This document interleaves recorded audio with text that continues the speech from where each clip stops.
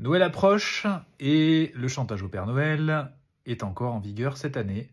Je suis tombé sur une vidéo d'une petite fille qui était postée devant un écran avec une voix en arrière-plan d'un Père Noël qui lui expliquait qu'elle n'avait pas été assez sage pour mériter des cadeaux pour Noël. La petite fille était captivée par les images et par le message qu'elle entendait, voire sidérée, puis elle s'est levée, s'est mise à pleurer et s'est écroulée au sol un peu plus loin.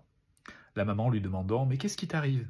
Nous avons une petite fille qui vient d'être débordée par une grande tristesse, par une grande détresse, et qui en plus est filmée par sa maman, qui va ajouter un peu plus d'humiliation en mettant cette vidéo sur les réseaux sociaux. J'ai beaucoup de mal avec ces procédés. J'ai donc signalé la vidéo parce que j'ai ressenti une grande détresse, moi aussi, en voyant cet enfant qui souffrait. Et je vous avoue que les commentaires sont pour le moins préoccupants, dans le sens où il est prêté à la petite fille des intentions, évidemment, de comédie.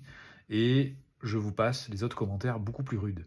Quand est-ce que nous allons nous arrêter de nous délecter de ce type de spectacle et quand c'est que nous allons commencer à protéger nos enfants de cela?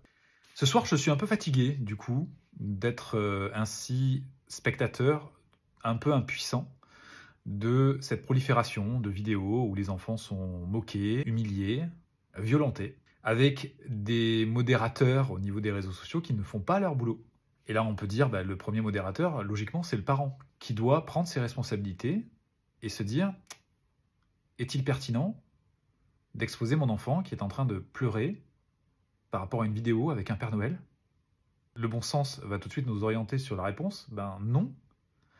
Sauf que si la maman a elle-même subi ça quand elle était enfant, par exemple, et que justement les menaces sont monnaie courante, que le chantage est monnaie courante, et qu'il y a cette sorte de désensibilisation par rapport à cette violence, eh bien on a encore un grand chemin à faire dans l'acceptation et dans l'identification de ce que sont réellement les violences.